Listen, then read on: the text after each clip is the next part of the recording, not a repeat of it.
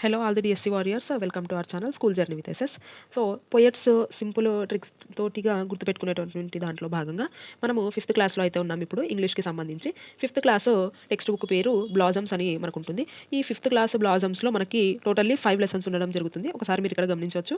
So ఈ 5 lessons కూడా 5 poets ఇవ్వడం జరిగింది. వీటిని ఎలా గుర్తుపెట్టుకోవాలి అనేది మనం ఒకసారి చూస్తే, first one return in March. దీన్ని రాసిన వాళ్ళు William Wordsworth.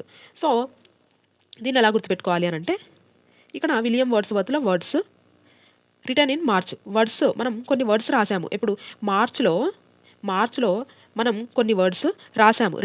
We have written some words in March. So written in March ఏమి రిటర్న్ చేసాము? కొన్ని వర్డ్స్ని మనము మార్చ్లో రిటర్న్ చేసాము. సో ఈ విధంగా సింపుల్ అసోసియేషన్తో మనకి ట్రిక్ కూడా ఎలా ఉండాలంటే, దానికి దీనికి అసోసియేట్ అయ్యేలాగా దీంట్లోని వర్డ్స్ తోటి కలుపుకొని మనము ట్రిక్ అనేది చేసుకునేలాగా ఉండాలి తప్ప పెద్ద పెద్ద లెంతీగా అనేది మనం ఎప్పుడు ట్రిక్స్ అనేవి పెట్టుకోకూడదు.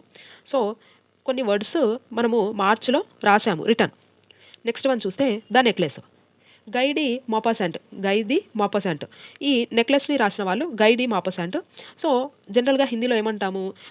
పోయింది అని అంటే గై అని అంటాం. ఈ గై అనేటువంటిది ఈ లెసన్లో ఏంటంటే, ఆమెకి ఆ నెక్లెస్ అనేటువంటిది పోగొట్టుకొని ఉంటుంది కదా. సో దానికి సంబంధించినటువంటి లెసను. సో నెక్లెస్ గై అంటే పోగొట్టుకుంది, నెక్లెస్ పోగొట్టుకుంది, గై. సో అలా గుర్తుపెట్టుకోండి. అలా దీన్ని ఈజీగా గుర్తుపెట్టుకోవచ్చు. నెక్లెస్ పోయింది. సో ఇలా ఈజీగా అయితే గుర్తుపెట్టుకోవచ్చు.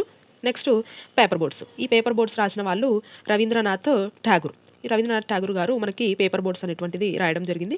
సో దీన్ని ఎలా గుర్తుపెట్టుకోవాలి అని అంటే, ఠాగూర్కి పేపర్ బోర్డ్లతో ఆడుకోవడం చాలా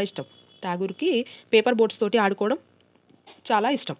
సో ఇలాగా ఈజీగా దీన్ని గుర్తుపెట్టుకోవచ్చు. ఠాగూర్కి పేపర్ బోర్డ్స్తో ఆడుకోవడం చాలా ఇష్టం. నెక్స్ట్ ఫోర్త్ వన్ గమనిస్తే, ఈ వేమన పోయమ్స్ని రాసిన వాళ్ళు సిపి బ్రౌన్. అంటే ఇక్కడ ఈ వేమన పోయమ్స్ అనేవి సిపి బ్రౌన్ గారి చేత ఇంగ్లీష్లోకి అనువాదం చేయబడి ఉంటాయి కదా. సో ఈ సిపి బ్రౌన్ గారి ద్వారానే మనకి ఈ వేమన పోయమ్స్ అనేవి ఇంగ్లీష్లో ట్రాన్స్లేట్ అయ్యి బయటకు వచ్చుంటాయి. సో ఆ విధంగా ఈ వేమన పోయమ్స్ సిపి బ్రౌన్ అనేటువంటిది మనకి తెలిసినటువంటి విషయమే. ఇది మనకి తెలుగులో కూడా ఒక చోట వస్తుంది. ఇది నుంచి ఒక చోట చదువుదాం అనేటువంటి దగ్గర హైయర్ క్లాసెస్లో ఇది వేమన పోయమ్స్ సిపి బ్రౌన్ గారి ద్వారా బయటకు వచ్చుంటాయని అక్కడ ఒక చిన్న ఇన్ఫర్మేషన్ అయితే ఉంటుంది. సో ఆ విధంగా మనం ఈజీగానే దీన్ని గుర్తుపెట్టుకోవచ్చు. నెక్స్ట్ వీ షల్ ఓవర్కమ్ అనేది మార్టిన్ లూథర్ కింగ్ జూనియర్ ఈయన రాసినటువంటిది. వీ షల్ ఓవర్కమ్ అనేటువంటిది the famous Martin Luther king గారు రాసినటువంటిది ప్రఖ్యాతి చెందినటువంటి రచన ఏది అని అంటే వీ షల్ ఓవర్కమ్ అనేటువంటిది. ఈజీగా దీన్ని గుర్తుపెట్టుకోవచ్చు.